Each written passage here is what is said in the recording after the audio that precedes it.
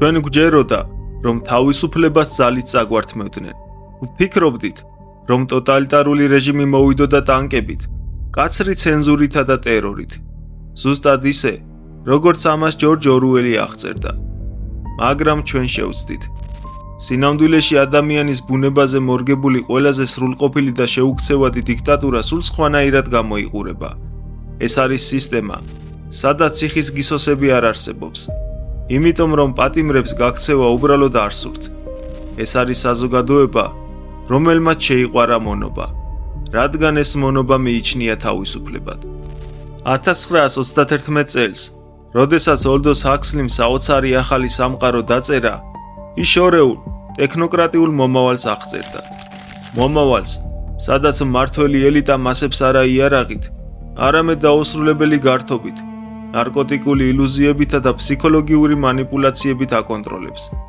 მაგრამ აწლეულების შემდეგ, 1958 წელს, თავად ჰაქსლიმ აღნიშნა, რომ მისი წინასწარმეტყველება იმაზე ბევრად სწრაფად იქცეოდა სინამდვილედ, ვიდრე თავად წარმოედგინა. დღეს ჩვენ ვცხოვრობთ ეპოქაში, რომელიც ინფორმაციის ოკეანეში გვახრჩობს. ჩვენ ვიცით, რა ხდება დედამიწის მეორე მხარეს, მაგრამ წარმოდგენა არ გვაქვს, რა ხდება ჩვენს თავს. ვერ ვხვდებით, სინამდვილეში რა მდგომარეობაში ვართ და სადამდე მიგვიყვანს ეს უწყვეტი ინფორმაციული ხმაური. დღევანდელი ვიდეო არ არის მხოლოდ ერთი კლასიკური რომანის ლიტერატურული განხილვა. ეს არის ანატომია იმ საბოლოო რევოლუციისა, რომელზეც ჰაქსლი გვაფრთხილებდა. ჩვენ განვიხილავთ წიგნს, რომელიც ფიქციიდან თანამედროვეობის ზუსტ დოკუმენტურ ქრონიკად იქცა და დავსვამთ კითხვას. ხომ არ დავთმეთ ჩვენი თავისუფლება კომფორტის სანაცვლოდ ისე, რომ ეს ვერც კი შევამჩნიეთ. სანამ უშუალოდ საოცარ ახალ სამყაროში შევაბიჯებთ, თუ ეს ვიდეო თქვენთვის ღირებული აღმოჩნდება, გთხოვთ, არ დაიშუროთ მოწონება და გამოიწეროთ არხი.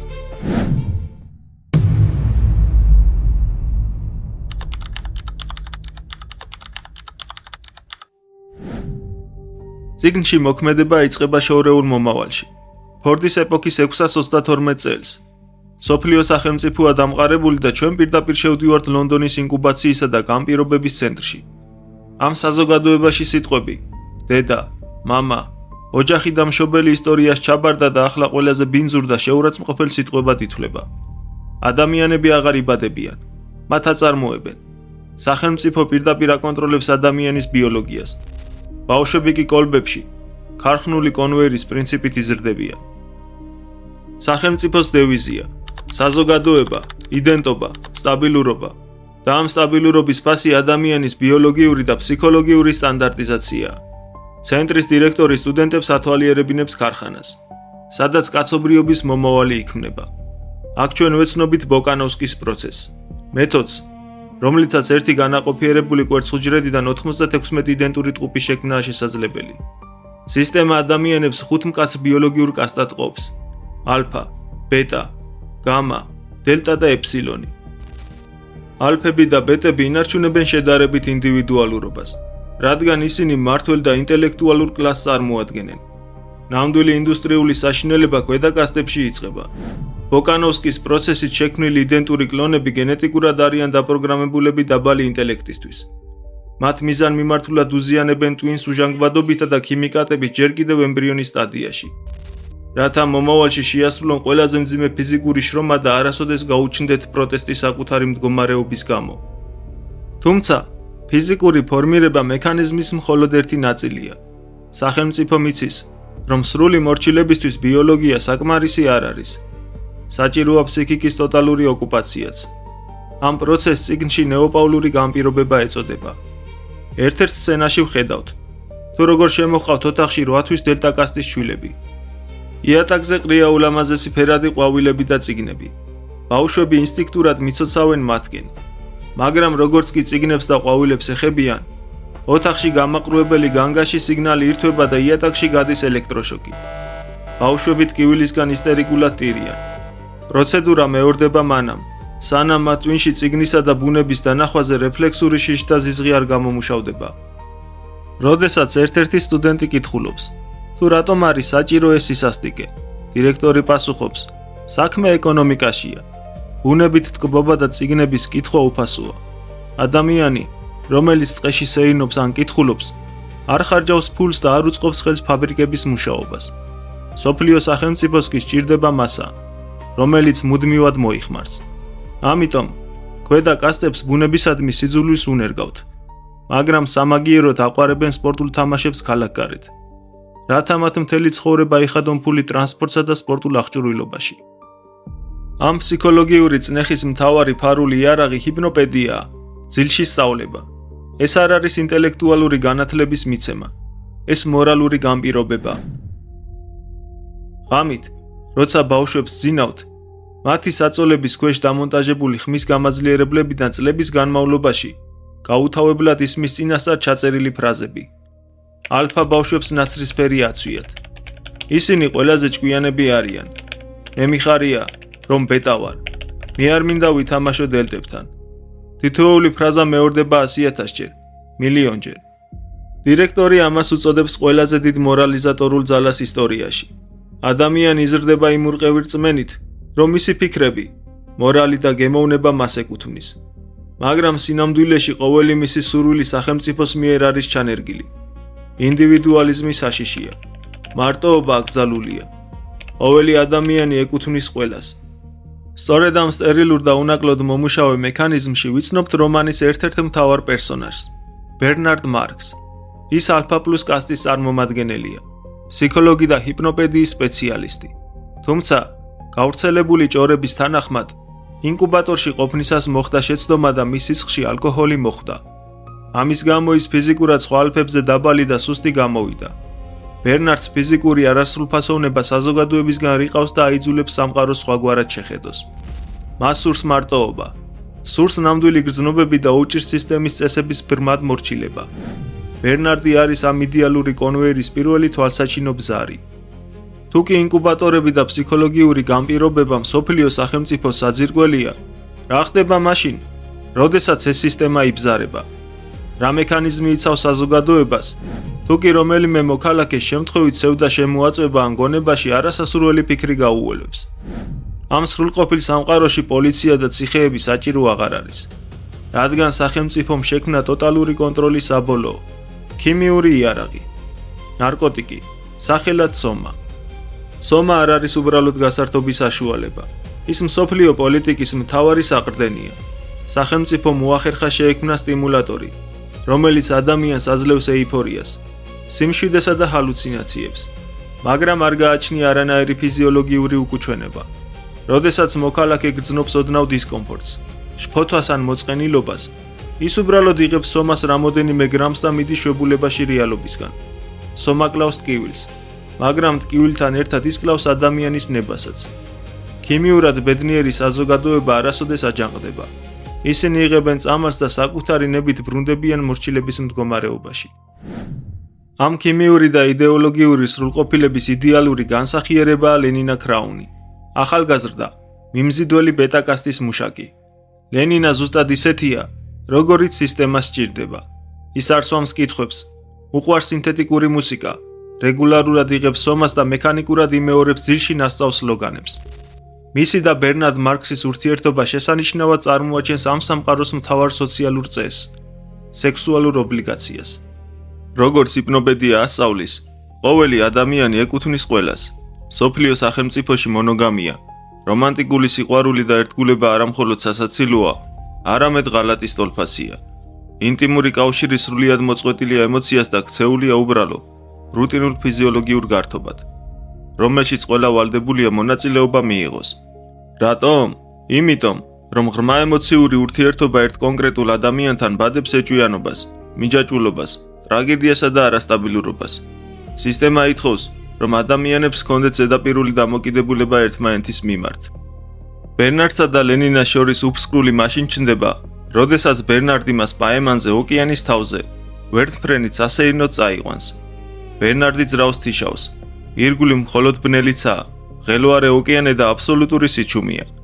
ბერნარდ სურს დატკბეს ამ სიჩუმით, სურს იგრძნოს საკუთარი თავი, როგორც პიროვნებამ, რომელიც ამოსაზღვროს სამყაროს ნაწილია. ლენინასთვის კი ეს მდგომარეობა აუტანელი და საზარელია. ის პანიკაში ვარდება. რადგან სიჩუმე მას აიძულებს პირისპირ დარჩეს საკუთარ სიცარიელესთან. ის ეხვეწება ბერნარდს, ჩართოს რადიო, დაბრუნდეს სახლში და მიიღოს სომა.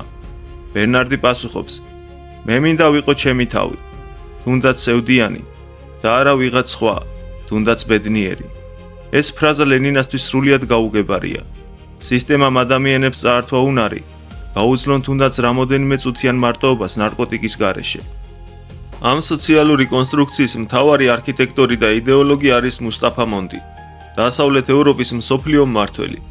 ის ერთ-ერთია იმათი ადამიანიდან, ვინც მთელ პლანეტას მართავს. მუსტაფა მონდი არ არის ტიპიური ბრმა დიქტატორი. ის უაღრესად განათლებული და ჭკვიანი კაცია, რომელმაც იცის სიმართლე.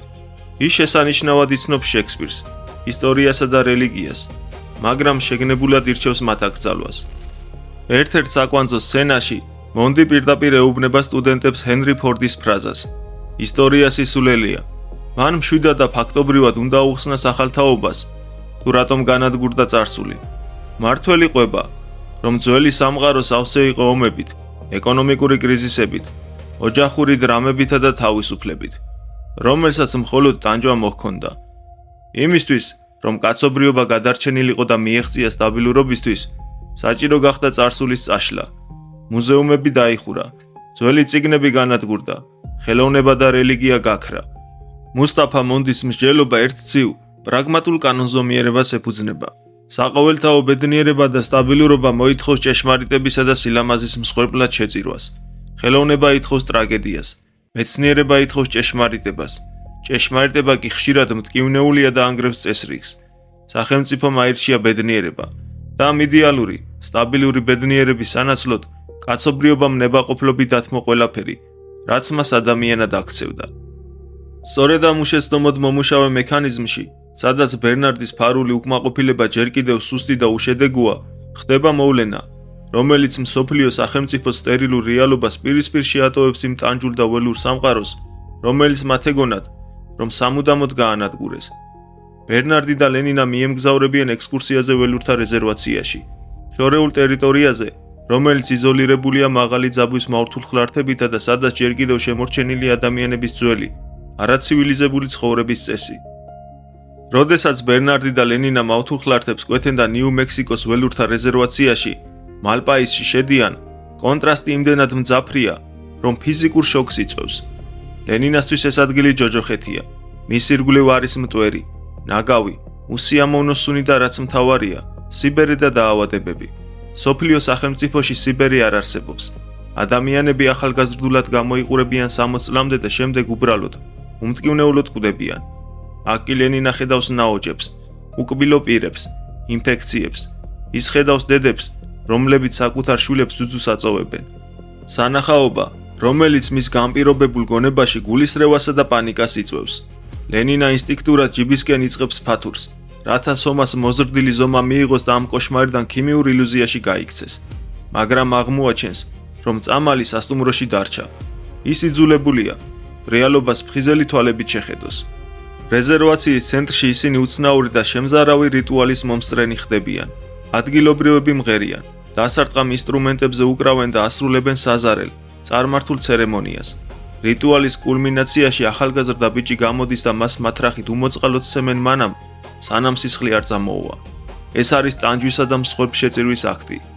ლენინა აკანკალებული უყურებს ამ სისასტიკეს. მისთვის ტკივილი უდიდესი ბოროტებაა, რომელსაც აზრი არ აქვს.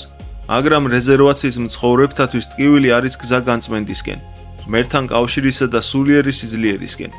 სოფლიო სახელმწიფომ გაანადგურა ტანჯვა და მასთან ერთად გაანადგურა ადამიანის სულის სიღრმეც. აქ კი, ტალახსა და სისხლში, ადამიანები ინარჩუნებენ იმას, რაც ბერნარდის სამყარომ დაკარგა, ტრაგედიის შეგრძნებას. სწორედ ამ დროს, ჩვენ ვეცნობით რომანის ყველაზე მნიშვნელოვან და ტრაგიკულ ფიგურას, ჯონს, რომელსაც მოგვიანებით ჯონ ველურს უწოდებენ. ადგილობრივებისგან განსხვავებით, ჯონი ქერაა, ცისფერთვალება და საუბრობს არა ადგილობრივ დიალექტზე, არამედ უცნაურ, არქაულ, პოეტურ ინგლისურ ენაზე. ის ბერნარდსა და ლენინას უახლოვდება და თავის ისტორიას უყვება. ჯონი ერთგვარი ხიდია ორ სრულიად შეუთავსებელ სამყაროს შორის. ირკვევა, რომ დედამისი ლინდა წლების წინ მსოფლიო სახელმწიფოს მოქალაქე და ბეტა- კასტის მუშაკი იყო. ის რეზერვაციაში ექსკურსიაზე მაღალჩინოსანთან ერთად ჩამოვიდა, რომელიც სინამდვილეში სწორედ ის დირექტორი აღმოჩნდება, წიგნის პირველ თავში სტუდენტებს ინკუბატორებს რომ ათვალიერებინებდა. ექსკურსიის დროს ლინდა დაიკარგა. დირექტორმა ის მიატოვა და ლონდონში მარტო დაბრუნდა. სისტემისთვის ყველაზე წარმოუდგენელი კატასტროფა კი ის იყო, რომ ლინდა ორსულად დარჩა. ცივილიზებული საზოგადოებისთვის ორსულობა და ბუნებრივი მშობიარობა არის უკიდურესი სირცხული და წარმოუდგენელი სიბინძურე. მარტო დარჩენილმა, შეშინებულმა და სომას გარეშე მყოფმა ლინდამ ჯონი რეზერვაციაში გააჩინა. როდესაც ბერნარდი და ლენინა ლინდას ხვდებიან, ეს სცენა ნამდვილი ფსიქოლოგიური შოკია. ლინდა აღარ ჰგავს ახალგაზრდობის სტერილურ იდეალს. ის არის მსუქანი, ნაოჭებიანი, კბილებ ჩამოცვენილი ქალი, რომელიც სომას უქონლობის გამო ადგილობრივი, იაფასიანი ალკოჰოლით იბრუებს თავს. ის არის ცივილიზაციის ნარჩენი, რომელიც ველურ პირობებში დალპა. უფრო მძიმეა ლინდას მორალური ტრაგედია. ის ცდილობდა რეზერვაციაშიც ისე ეცხოვრა, როგორც ჰიპნოპედია მასწავლა. ყოველი ადამიანი ეკუთვნის ყველას. მან დაიწყო სექსუალური კავშირის დამყარება მამაკაცებთან, რამაც ადგილობრივი ქალების უსაზღრო რისხვა გამოიწვია. მათ ლინდას ასტიკად სცემეს, როგორც მეძავი. ლინდა ვერ იგებდა რატომ. ის ხომ უბრალოდ ცივილიზებულად იქცეოდა. ეს დეტალი ბრწყინვალედ აჩვენებს, თუ როგორ კარგავს სისტემის მიერ ჩანერგილი ხელოვნური მორალი ყოველგვარ აზრსა და საყრდენს ადამიანურ, დაუწერელ კანონებზე აგებულ ველურ სამყაროშიც კი. სწორედ ამ ჯოჯოხეთში, გამუდმებულ გარიყულობასა და დედის დამცირების ყურებაში გაიზარდა ჯონი.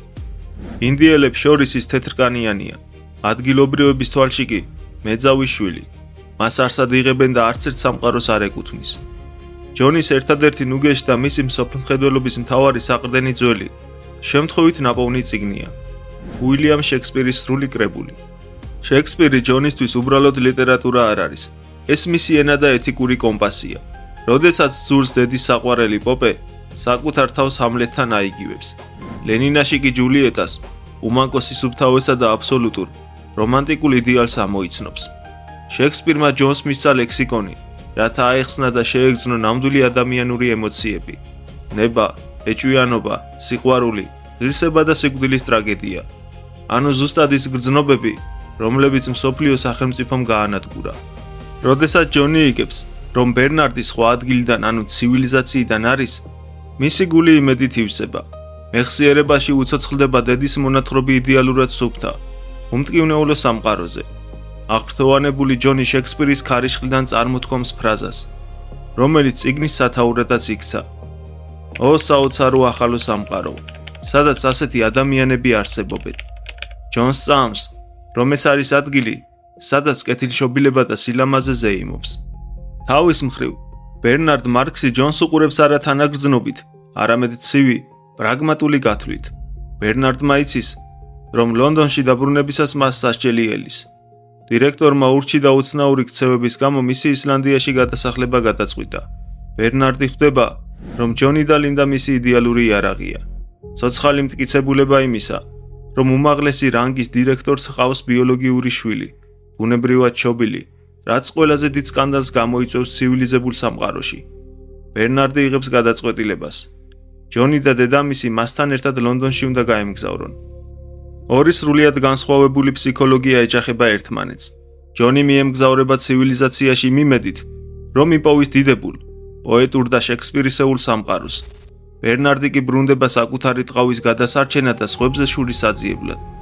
ისტორიული და ფილოსოფიური შეჯახება გარდაუვალია. ჯონი თავისი ღრმა ემოციებითა და ტრადიციული მორალით პირისპირ უნდა დადგეს კონვერზე აწყობილ, ნარკოტიკით გაჟღენთილ სამყაროსთან. როდესაც ბერნარდ მარქსი, ჯონი და ლინდა ლონდონში ბრუნდებიან, ჩვენ ხვდებით ამ ფსიქოლოგიური და სოციალური აბსურდის მოწმენი, რომელზეც ეს სრულყოფილი საზოგადოება დგას. ინკუბაციისა და განპირობების ცენტრის დირექტორი, რომელიც ბერნარდის ისლანდიაში გადასახლებას საჯაროდ სხვა მუშაკების თანდასწრებით აპირებს, მოულოდნელად თავად ხდება საკუთარი წარსულის მსხვერპლი. სწორედ ამ მომენტში ბერნარდი თავის მთავარ იარაღს იყენებს. ოთახში შემოჰყავს ლინდა, დამჭკნარი, კბილებ ჩამოცვენილი, ფორმადაკარგული ქალი, რომელიც დირექტორს პირდაპირ სახელით მიმართავს და მათ ძველ, საზოგადოებისთვის სამარცხვინო კავშირს ახსენებს. მაგრამ ეს მხოლოდ დასაწყისია. ყველაზე შოკის მომგვრელი მომენტი მაშინ დგება, როდესაც ოთახში ჯონი შემოდის. დირექტორის წინ მუხლებზე ეცემა და წარმოთქვამს სიტყვას, რომელიც ამ სამყაროში უდიდეს ტაბუსა და შეურაცხყოფას წარმოადგენს. მამა. იქ მყოფი კარგად აღზრდილი, სტერილური მოქალაქეები გაოგნებულები არიან. ზოგიერთი სიცილს ვერ იკავებს ამ წარმოუდგენელი უხამსობის გამო. დირექტორი, რომელიც წლების განმავლობაში თავად უნერგავდა სხვების სისტემის წესებს, სირცხულისგან ადგურდება და თანამდებობას ტოვებს.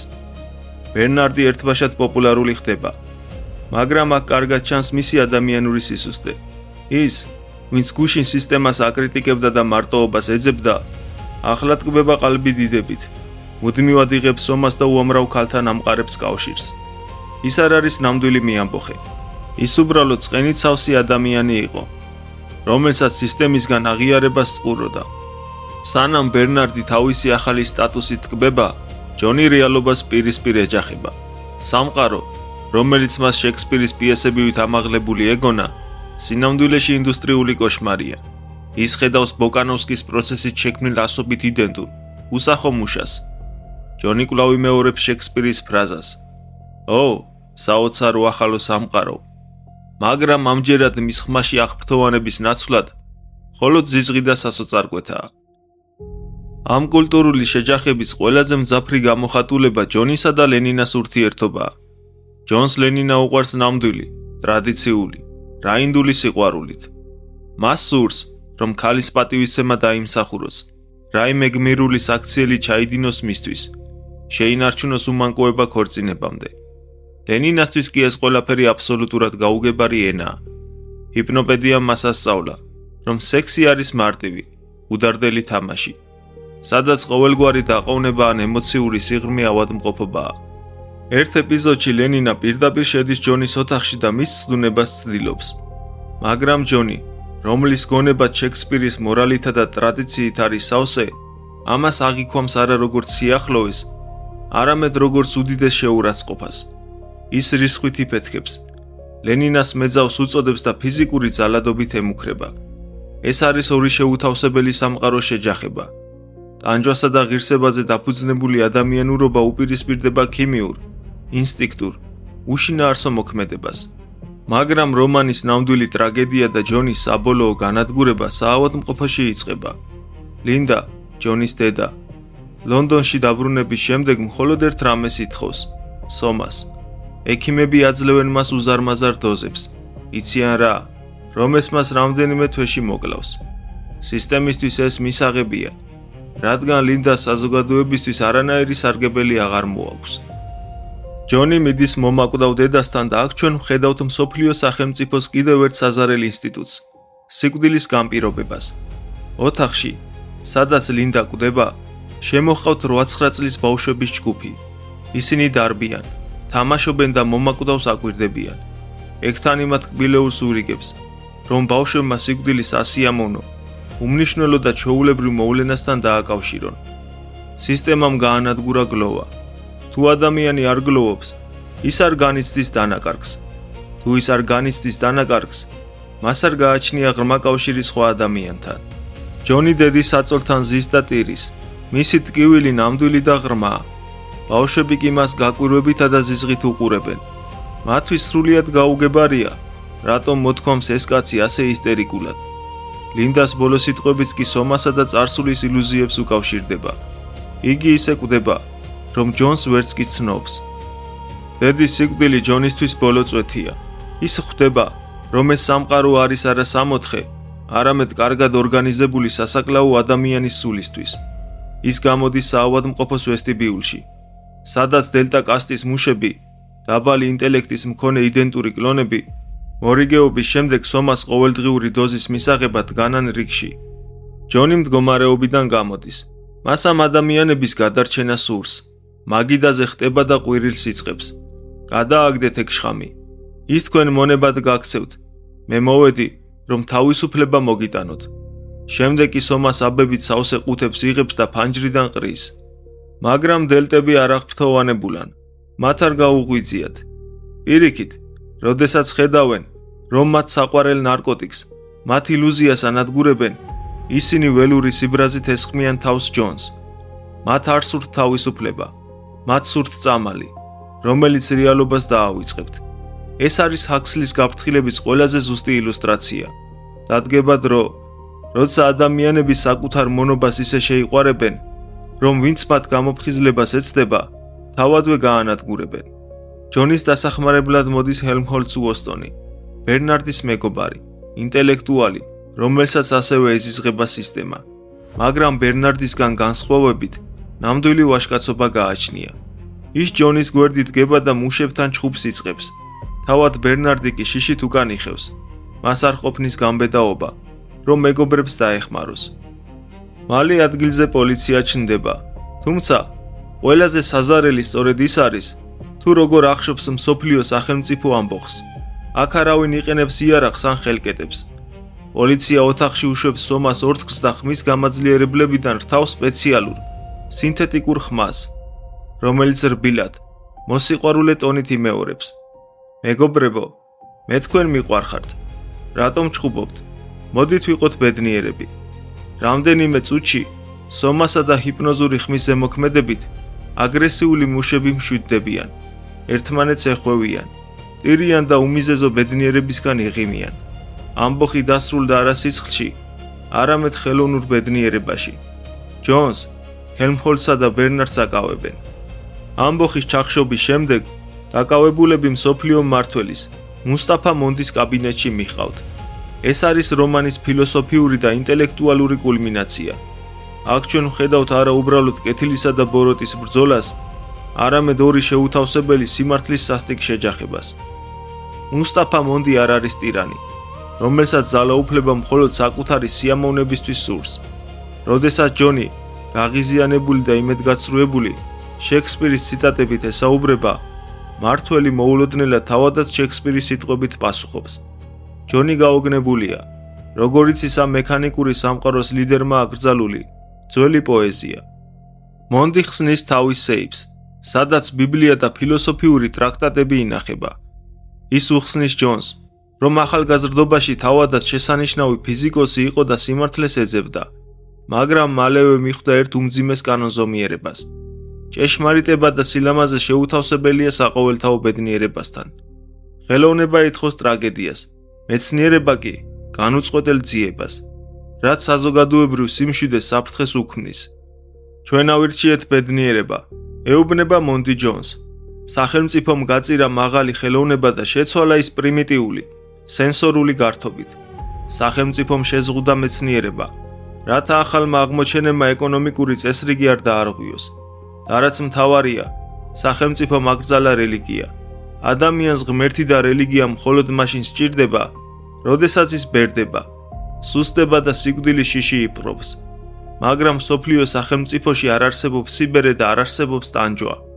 სომამ ჩაანაცვლა რელიგია, ასკვნის მმართველი. ჯონი ამტკიცებს, რომ ეს არის ხელოვნური, პლასტმასის სიცოცხლე. ის სვამს ლოგიკურ კითხვას, რატომ არ შეიძლება ყველა ადამიანი ალფა კასტად შექმნათ, რომ ყველანი ჭკვიანები იყვნენ.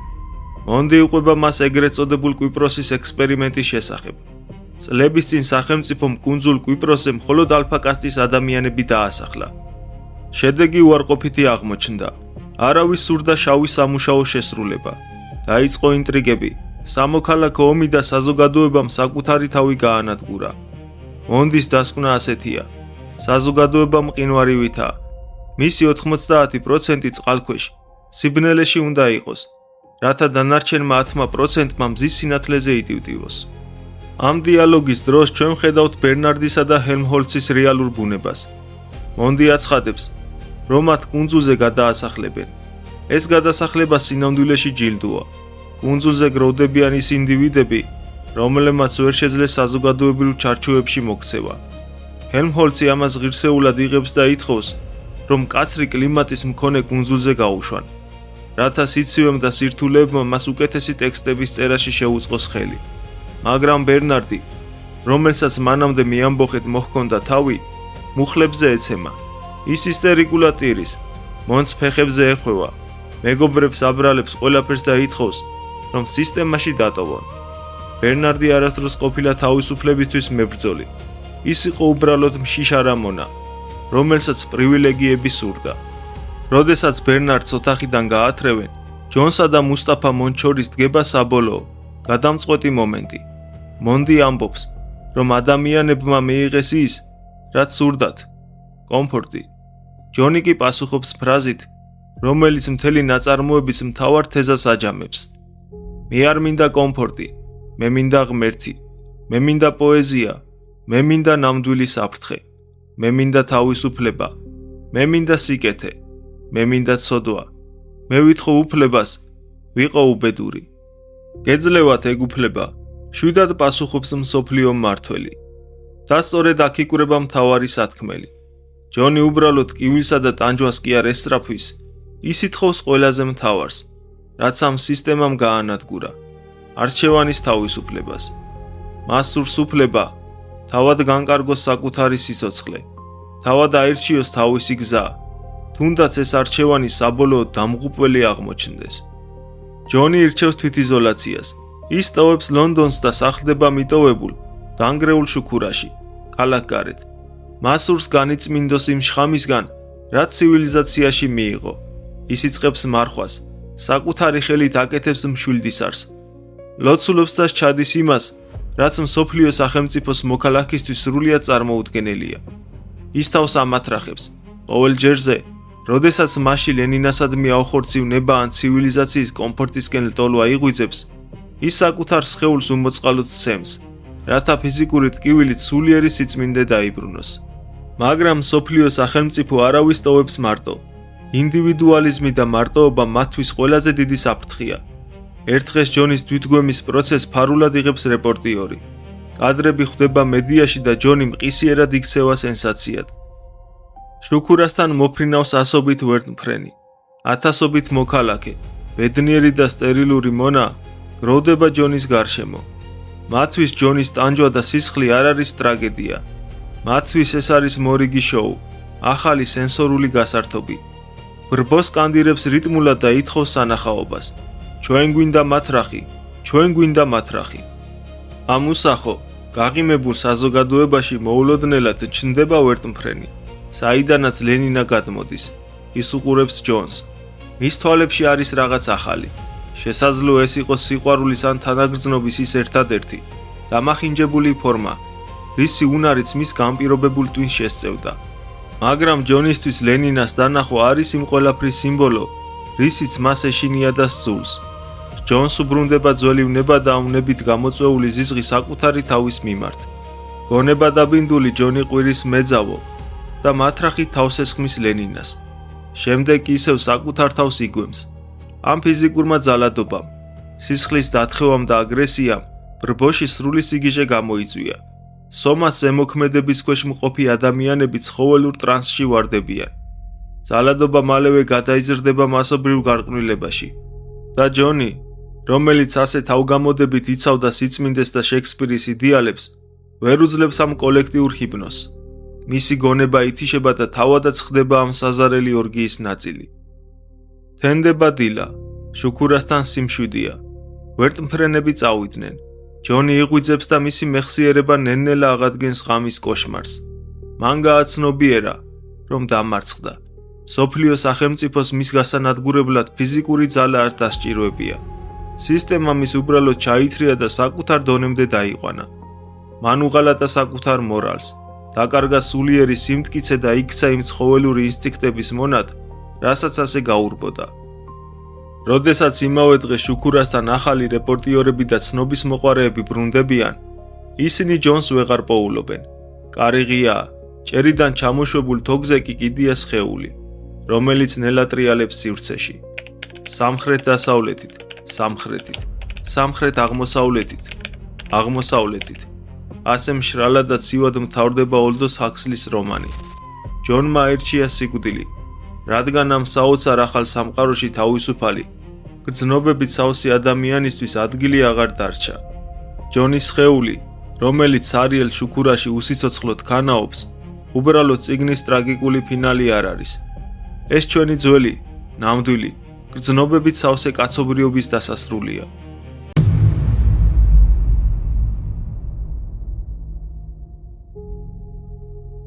და მაინც, რატომ არ მოგწონს ეს საოცარი ახალი სამყარო? რატომ გვეჩვენება ეს იდეალურად დალაგებული უტოპია ასეთ საზარელ ჯოჯოხეთად? ამის ასახსნელად ამერიკელი ფილოსოფოსის რობერტ ნოზიკის ცნობილი აზრობრივი ექსპერიმენტი გამოგვადგება. მოდით, ასეთი რამ წარმოვიდგინოთ, რომ არსებობდეს მანქანა, რომელზე შეერთების შემთხვევაში თქვენი ტვინი მთელი ცხოვრება გამოიმუშავებს ბედნიერების, სიყვარულისა და წარმატების იმიტაციას, თანაც ისე, რომ სამუდამოდ დაგავიწყოთ მისი სიყალბე. შეაერთებდით საკუთარ თავს ამ მანქანაზე. ადამიანების უმეტესობა ამაზე ინტუიციურად უარს ამბობს. რატომ? იმიტომ, რომ ჩვენში არის რაღაც, რასაც სიმართლე გაცილებით უფრო უღირს, ვიდრე უბრალოდ სასიამოვნო შეგრძნებები. ჰაქსლის მსოფლიო სახელმწიფო კი არის საზოგადოება, რომელმაც ნებაყოფლობით შეაერთა საკუთარი თავი ამ მანქანაზე და რეალობასთან კავშირი სამუდამოდ გაწყვიტა. მათ აირჩიეს მარტივი გზა, მხოლოდ სიამოვნება, მაგრამ დააუწყდათ მთავარი ჭეშმარიტება. პიროვნული ზრდა ტკივილის, ძიებისა და დაბრკოლებების გარეშე არ არსებობს. შეუძლებელია გახდე მამაცი, თუ გარემო სიმამაცეს არ მოითხოვს. ძნელია გამოიჩინო კეთილშობილება იქ, სადაც არავის ტკივა და არავინ იტანჯება. სიცოცხლეს აზრს ხომ სწორედ ის ანიჭებს, რის გამოც მზად ვართ ვიბრძოლოთ და მსხვერპლი გავიღოთ. ამ სიცარიელის ყველაზე თვალსაჩინო მაგალითი მათი ეგრეთ წოდებული თავისუფალი სიყვარულია. დევიზი, ყველა ეკუთვნის ყველას, ერთი შეხედვით აბსოლუტურ თავისუფლებას ჰგავს. სინამდვილეში კი უდიდესი სასოწარკვეთაა. როდესაც უსასრულო არჩევანი გაქვს, ერთგულება და ვალდებულების აღება შიშს გვრის. ეს დისტოპია შორს აღარ არის ჩვენი დროის რეალობისგან. თანამედროვე ციფრულ ეპოქაში, აპლიკაციების მეშვეობით, ადამიანების უსასრულო ვარიანტებზე მიგვიწვდება ხელი და თუნდაც რეალობაში ათასობით ადამიანთან არ გვაქვს ურთიერთობა, ფსიქოლოგიური დაბრკოლება მაინც დიდია. ერთი კონკრეტული ადამიანისთვის თავის ბოლომდე მიწვნა წარმოუდგენლად ძნელი გვეჩვენება. რადგან ქვეცნობიერად ეს გადაწყვეტილება ნიშნავს, რომ უარს ვამბობთ ათასობით სხვა, პოტენციურ ალტერნატივაზე. პარადოქსია, მაგრამ სწორედ ეს მოჩვენებითი თავისუფლებისა და უსაზღვრო არჩევანის ილუზიის გამო, დღეს საზოგადოება ისეთი მარტოსულია, როგორც არასდროს. ოლდოს ჰაქსლი წერდა, თუ მე-20 საუკუნის პირველი ნახევარი ტექნიკური ინჟინრების ეპოქა იყო, მეორე ნახევარი სოციალური ინჟინრების ეპოქა იქნება. ჰაქსლი გვაფრთხილებდა, რომ ახალ დიქტატურას არ დასჭირდება წიგნების კოცონზე დაწვა და ცენზურა. ის უბრალოდ მოგვაწვდის იმდენ ინფორმაციას, რომ ჭეშმარიტება ამ უმნიშვნელო სკანდალებისა და იაფასიანი გართობის ზღვაში შეუმჩნეველი გახდება. ეს ყველაფერი ძალაუნებურად გვახსენებს დიოგენეს ცნობილ ისტორიას.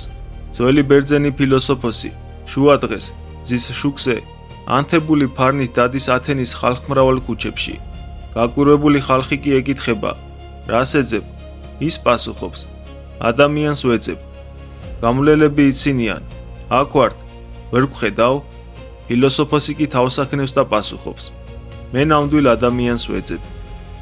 დიდი მადლობა, რომ ჩემთან ერთად გაიარეთ ეს მძიმე და სულის შემძვრელი გზა. თუ ეს ვიდეო თქვენთვის ღირებული აღმოჩნდა, გთხოვთ გამოიწეროთ არხი, დააწვეთ მოწონების ღილაკს და კომენტარებში გამიზიაროთ თქვენი აზრი.